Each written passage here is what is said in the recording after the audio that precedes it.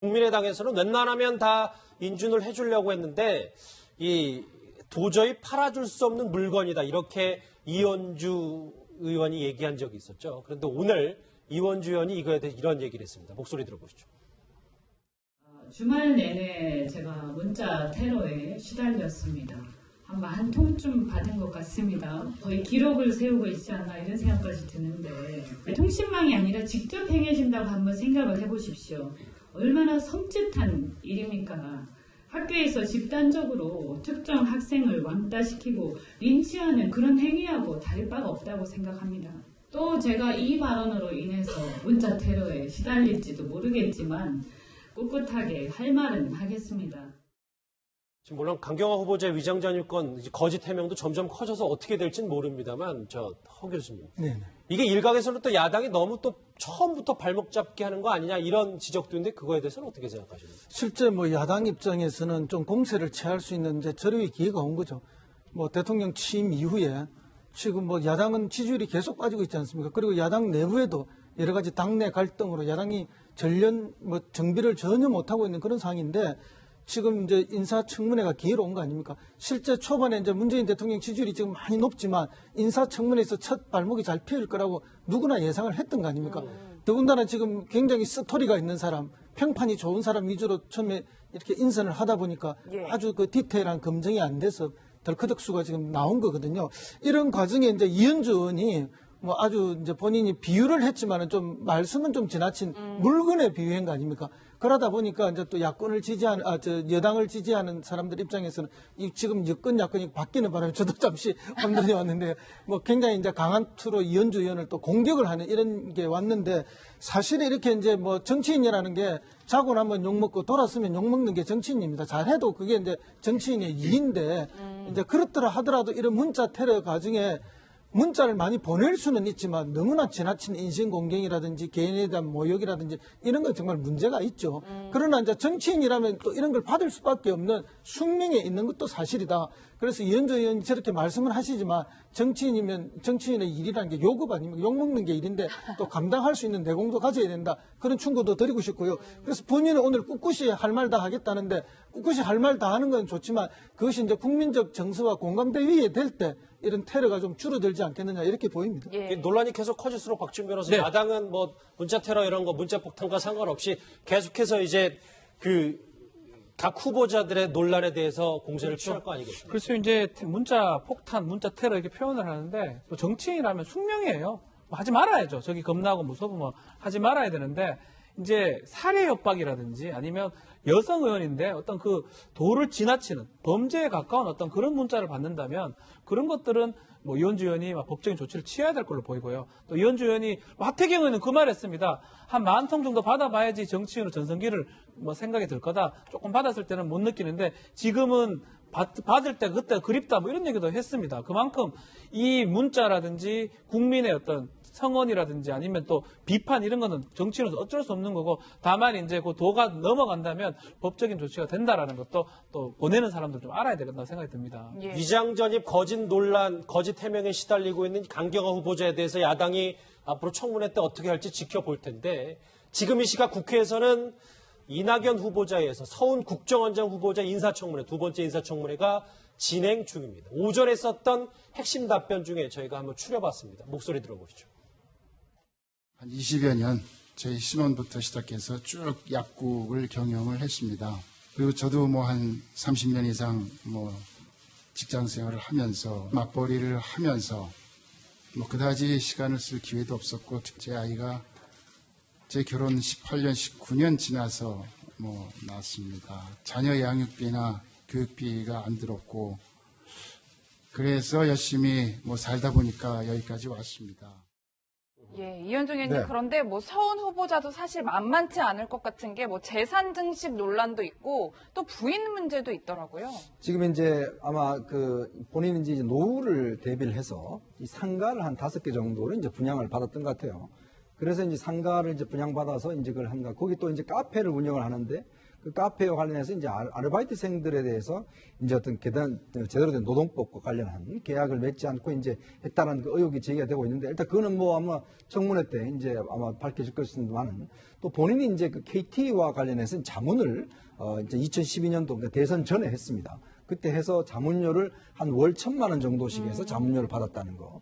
또 삼성에 자문을 하면서 거기서도 이제 돈을 받았다는 거. 물론 이제 아무래도 서훈 후보자 같은 경우는 국정원에 워낙 오래 있었고 또 남북 관계는 뭐 서훈 후보자만큼 정통한 사람이 없습니다. 어떤 면에서 뭐 기업 측에서 필요해서 이제 아마 자문을 했을 것 같은데. 근데 너무나 이제 그 어떤 일반적으로 봐서 좀 과도한 것이 아닌가. 그리고 또 예를 들어서 구체적인 어떤 자문 활동을 어떤 걸 했는지 아니면 혹시나 기업 측에서 아무래도 서훈 후보자가 당시에 이제 문재인 대통령하고 오position 친했으니까 좀 보험 들기 위해서 한 것 아니냐 이런 이제 논란들이 좀 제기가 되고 있어서 그게 아마 오늘 청문회 때 좀 집중적인 질의가 될 것 같습니다. 서훈 후보자는 국정원 댓글 사건도 수사하겠다고 말했었는데 그 목소리 한번 듣고 오실까요? 반드시 이번에는 국정원이 정치 개입, 선거 개입, 사찰 이런 일들로부터 근절시킬 수 있도록 해야 되겠다 이 생각을 하고 있습니다. 이번 정부에서는 문재인 정부에서는 반드시 국정원을 정치로부터 자유롭게 만들겠다 그런 생각을 확실히 가지고 있고요. 이종우 시장님 보니까 네네. 댓글 사건 관련해서 직원 징계 조치 가능성도 얘기를 한 적이 있네요. 그렇죠. 그러니까 댓글 사건은 수사하겠다는 것이 아니고 수사가 아니라 조사를 하겠다는 거죠. 내부적으로. 댓글 사건은 이미 이제 그 판결이 다 나오지 않았습니까? 그래서, 이 댓글 사건과 관련해서 뒤에 이야기가 저는 방점이라고 봐요. 국정원이 앞으로 정치에 휘말리지 않겠다. 그러니까, 국가의 이익에, 봉사를 해야지 정권의 어떤 이익에 봉사를 한다. 하지 그런 어떤 정치적인 어떤 그 개입을 하지 않겠다라는 그런 선언 속에서 지난번 국정원 댓글 사건이 대표적인 어떤 국정원의 그 정치 개입이 아니겠느냐 그것을 연결해서 그러한 사안이 나오면 그것을 바로 잡으면서 동시에 그것으로 상징하는 것 국정원이 이제 정치로부터 완전히 멀어지게 만드는 단절하는 그런 이 부분을 강조를 한 것으로 보여요. 사실상 실제로 그렇게 된다면 미국의 어떤 CIA가 부럽지 않겠죠? 미국의 CIA 같은 경우는 어떤 정권이 들어서더라도 국장이 해임되지 않지 않습니까? 국장은 딱 이 국가의 어떤 국가의 이익을 위해서만 봉사를 하니까요. 그러니까 그 점은 한번 지켜봐야 되지 않을까 싶습니다. 알겠습니다. 일단 이 강경화 외교부 장관 후보자의 위장 전입, 거짓 해명과 관련해서 야당의 공격 얘기를 두 번째 주제로 얘기를 해요. 프로젝트가 시작이 됐군요. 김정숙 여사의 청와대 프로젝트입니다. 김정숙 여사의 주말 내내 소탈한 행보가 화제가 됐는데 일각에서는 이 영부인 퍼스트레이디로서 본격 행보가 시작된 거 아니냐 이런 의견이 나왔습니다. 예, 실제로 박 변호사님 네. 문재인 대통령 못지않은 역할을 하시는 것 같은 게 뭐 주말이면 연극도 그렇죠. 보러 가고 성당에 미사도 참석한다고 하더라고요. 후보 시절 또 호남 특보로서 호남에 많은 표를 얻는데 큰 공을 한 건 사실이고요. 근데 다른 영부인하고 좀 다른 건 다른 것 같아요. 실제로 많은 사람을 만나는 것 같고 소통하는 행보거든요. 이 군의무사 연극, 특히 이등병의 엄마라는 연극을 관람했는데 이거를 관람함으로써 이 어떤 이등병 특히 군의무사 관련된 내용을 조금 보겠다라는 뜻으로 보이기도 하고요. 미사에 참석하기도 하고 사람을 만남으로써 지금 영부인, 퍼스트 레이디 역할을 지금 하는 모습이거든요. 이전에 좀 영부인하고는 완전 다른 모습. 이전의 영부인들은 어떤 뭐 재단이라든지 아니면 어떤 특별한 사업을 통해서 접근하는데 아직까지 얼마 안 돼서 그런 것도 있지만 아마 계속적으로 저런 행보가 아닐까. 스킨십, 소통, 밀접 이렇게 하는 게 김정숙 여사의 행보고 뭐 항상 웃는 모습이니까요. 저렇게 웃으면서 사람들 만나는 모습이 계속 보일 거로 생각이 듭니다. 수행원들의 말을 빌리자면 호 교수님, 뭐 물론 김정숙 여사도 좀 직접 만나보셨다고 하셨으니까 문 대통령은 정말 복받은 분이다. 뭐 이런 얘기죠. 최고의 칭찬인데요. 그렇죠. 뭐 어쨌든 그 대통령은 성격이 뭐 그렇게 굉장히 예양적이나 활달한 성격이 아니지 않습니까? 차분하고 조용하고 별 말씀이 평소에는 없는 분이고 그래서 남의 이야기는 뭐 잘 들어주는 경청의 리더십을 갖고 있긴 한데 여사님은 어쨌든 굉장히 외향적이고 명랑하고 또 적극적이고 스킨십도 많이 하는 그런 스타일이니까 대통령이 가지고 있지 못한 그런 특성들을 다 가지고 계시기 때문에 대통령 입장에서는 굉장한 뭐 정치적 동지이자 큰 힘이 되는 게 사실입니다. 그래서 이번에 어쨌든 청와대에서 뭐 치약 칫솔에서 비누까지 그런 그 개인적 물품을 완전히 이렇게 특수활동비로 쓰지 않고 개인 비용을 하겠다 이런 이야기를 이제 영부인 여사님께서 완전히 동의를 하니까 아주 쉽게 결정할 수 있는 문제가 됐던 거고 또 실제 이제 정치적 활동도 마찬가지 아닙니까? 만약에 여사님 굉장히 그걸 어려워하고 힘들어하면 아무리 부탁을 해도 이게 잘 안 됩니다.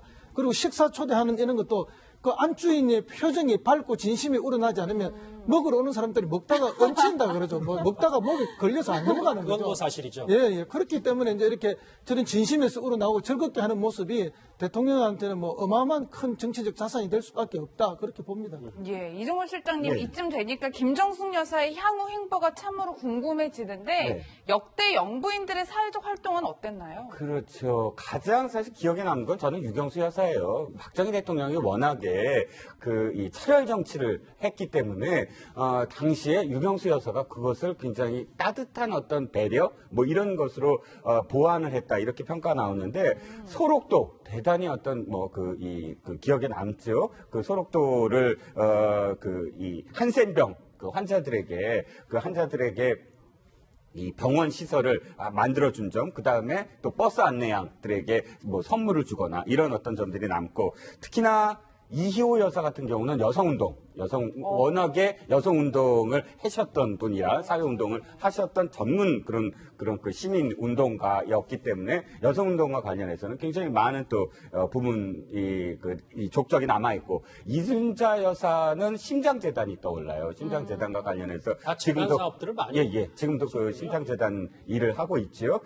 김정수 여사는 아마도 사회의 어떤 소수자들을 대변하는 또 보살피는 그런 역할을 하지 않을까. 군 의문사 연극 한 번 갔다 온 이후에 그 연극과 관련해서 굉장히 많은 또 언론 보도가 연이어 나오거든요. 그렇게 언론의 조명을 받게 만드는 효과를 벌써 거두기 시작했어요. 그래서 앞으로는 그런 뭐 의문사라든지 성적 소수자라든지 혹은 여성이라든지 이런 부분들에 대해서 더 많은 손길을 가게끔, 눈길을 가게끔 하는 역할을 하시지 않을까 싶습니다. 그러니까 영부인들의 지금까지 행보들, 과거 영부인들 이제 뭐 김정수 여사까지 포함해서 보니까 상당히 이제 눈에 띄는 것들이 많은데, 이런 거를 위원장이 뭐 공식 용어로 펫 프로젝트 뭐 이런 얘기를 하네요. 네, 그렇습니다. 펫이란 게 뭐 우리 애완동물 이런 그렇죠. 그런 이야기듯이. 근데 저는 특징적인 게 뭐냐면 이제 예전에 같으면 이런 재단을 이제 구성을 해서 사실 이런 활동들을 하고 했지 않습니까? 근데 이 재단이라는 게 사실은 이게 자발적으로 이루어진 재단이 아니에요. 어떤 면에서 대통령 영부인이 한다니까 다들 기업들이 이제 어떤 면에서 보면 좀 준조세 비슷하게 돈을 해서 이게 상당히 이제 처음에는 다 좋았는데 마지막에 결국은 다 좋지 않았습니다. 이제 그런 면에서 볼 때 과연 대통령 영부인이 정부의 예산이 들어가거나 어떤 특정한 어떤 돈을 모으는 재단을 하거나 이런 건 좀 부적합하다고 봐요. 왜냐하면 이거는 순수할 수가 없습니다. 지난번에 뭐 K스포츠나 미르재단 같은 경우도 마찬가지지만 대통령의 권한과 관련해서 어떤 특정한 돈을 모은다고 했을 때 대기업들이 그걸 지원하지 않겠습니까? 예. 그러면 다 또 문제가 생기거든요. 그리고 또 지금 이명박 대통령 때 이제 당시에 이 한식 세계화를 많이 했어요. 그러다 보니까 이제 기업들 동원해서 어디 가서 한식 뭐 페스티벌도 하고 많이 했습니다. 근데 실제로 이게 지금 성과가 남은 게 없습니다. 그렇다 보니까 결국은 이게 한 일회성의 어떤 그런 사업이 아니었냐. 왜냐하면 또 기업들은 또 울며 겨자 먹기 식으로 여사님이 한다는데 우리가 또 안 할 수도 없는 상황이거든요. 그래서 저는 김정수 여사가 이런 좀 전례를 본다라면 정말 국가 예산을 쓰지 않는, 정말 저런 식으로 이제 본인이 직접 몸으로 가서 하는 것들, 그러면서 이제 감동을 줄 수 있는 것들, 오히려 그런 사업들을 하는 것이 또 뒷말이 나오지 않고 또 어떤 대통령 여사로서의 어떤 올바른 어떤 행동이 아니겠는가, 저는 그렇게 생각이 듭니다. 예, 저렇게 김정숙 여사의 소탈한 행보와 함께 또 일각에서는 이제 문재인 대통령의 SNS 정치가 굉장히 호응을 많이 받았잖아요, 사실. 그런데 탁현민 행정관의 그 여성 비하 발언 관련 논란 때문에 요즘에는 또 너무 이미지 정치하는 것 아니냐, 사과가 먼저 아니냐, 뭐 이런 지적들도 있어요. 뭐 찡찡이라든지 마루에 대한 소식을 페이스북에 좀 올리기도 하고요. 저커버그하고 뭐 이렇게 그 메일로 보냈던 거 그거를 올리기로 했는데, 글쎄요, 뭐 이제 후보 때하고 대통령 때는 다를 수 있습니다. 하지만 이미지를 너무 보임으로써 국민들한테 이제 어떤 이미지를 보이는 이 부분인데, 거짓된 이미지를 보여서는 안 되는 거죠. 홍보실이라든지 소통실에서 일부러 만들어낸 거라면 그건 좀 잘못된 건데, 실제로 했던 거라면 뭐 저렇게 충분히 할 수 있는 부분이고요.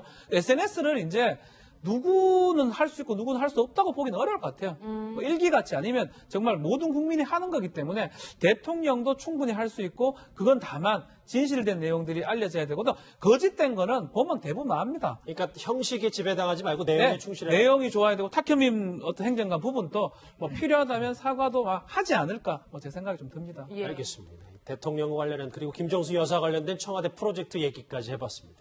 여러분은 지금 뉴스특급과 함께하고 있습니다. 아닙니까?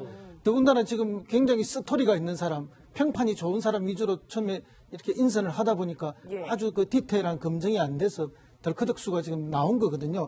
이런 과정에 이제 이현주 의원이 뭐 아주 이제 본인이 비유를 했지만은 좀 말씀은 좀 지나친 물건에 비유한 거 아닙니까? 그러다 보니까 이제 또 야권을 지지하는, 여당을 지지하는 사람들 입장에서는 이 지금 야권이 바뀌는 바람에 저도 잠시 혼돈이 왔는데 뭐 굉장히 이제 강한 투로 이현주 의원을 또 공격을 하는 이런 게 왔는데 사실 이렇게 이제 뭐 정치인이라는 게 자고 나면 욕먹고 돌았으면 욕먹는 게 정치인입니다. 잘해도 그게 이제 정치인의 일인데 이제 그렇더라 하더라도 이런 문자 테러 과정에 문자를 많이 보낼 수는 있지만 너무나 지나친 인신공격이라든지 개인에 대한 모욕이라든지 이런 건 정말 문제가 있죠.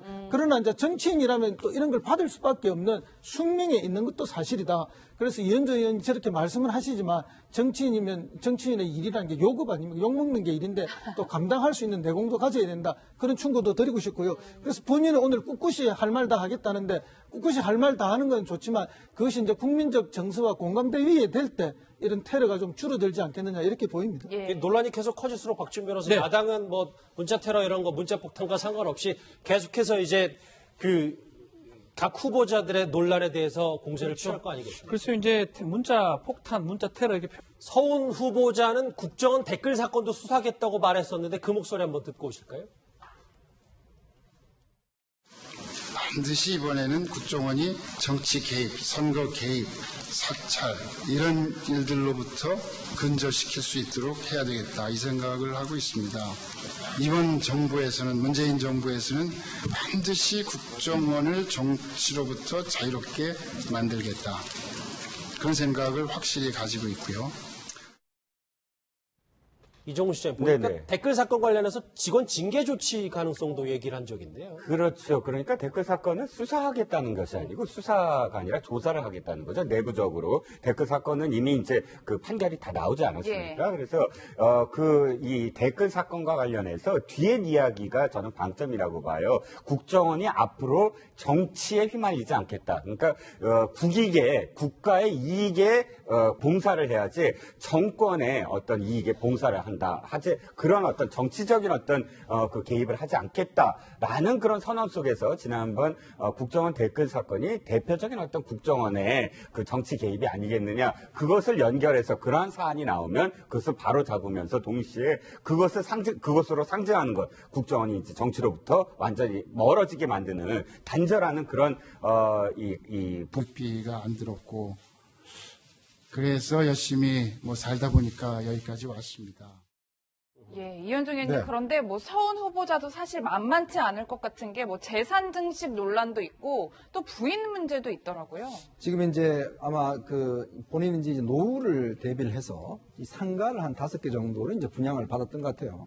그래서 이제 상가를 이제 분양받아서 이제 그걸 한가. 거기 또 이제 카페를 운영을 하는데 그 카페와 관련해서 이제 아르바이트생들에 대해서 이제 어떤 제대로 된 노동법과 관련한 계약을 맺지 않고 이제 했다는 그 의혹이 제기가 되고 있는데 일단 그거는 뭐 아마 청문회 때 이제 아마 밝혀질 것이지만은 또 본인이 이제 그 KT와 관련해서 자문을 이제 2012년도 그러니까 대선 전에 했습니다. 그때 해서 자문료를 한 월 1,000만 원 정도씩 해서 자문료를 받았다는 거. 또 삼성에 자문을 하면서 거기서도 이제 돈을 받았다는 거. 물론 이제 아무래도 서훈 후보자 같은 경우는 국정원에 워낙 오래 있었고 또 남북 관계는 뭐 서훈 후보자만큼 정통한 사람이 없습니다. 어떤 면에서 뭐 기업 측에서 필요해 해서 이제 아마 자문을 했을 것 같은데.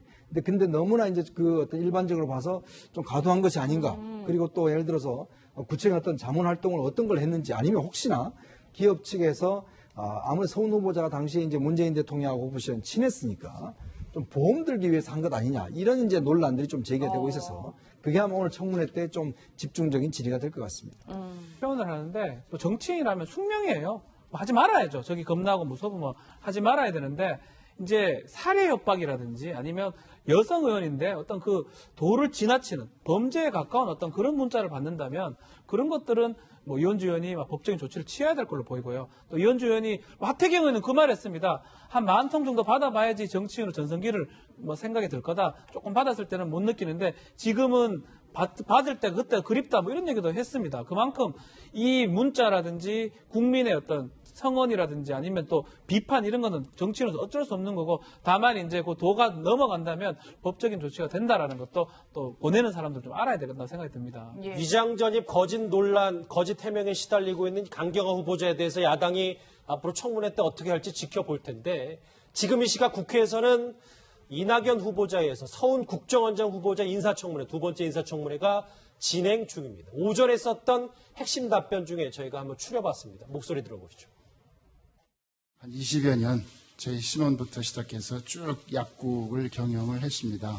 그리고 저도 뭐 한 30년 이상 뭐 직장 생활을 하면서 맞벌이를 하면서 뭐 그다지 시간을 쓸 기회도 없었고 제 아이가 제 결혼 18년, 19년 지나서 뭐 낳았습니다. 자녀 양육비나 국민의당에서는 웬만하면 다 인준을 해주려고 했는데 이 도저히 팔아줄 수 없는 물건이다 이렇게 이원주 의원이 얘기한 적이 있었죠. 그런데 오늘 이원주 의원이 이거에 대해 이런 얘기를 했습니다. 목소리 들어보시죠.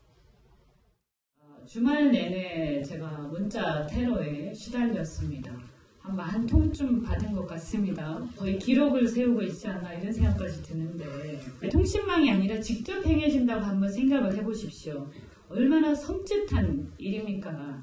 학교에서 집단적으로 특정 학생을 왕따시키고 린치하는 그런 행위하고 다를 바가 없다고 생각합니다.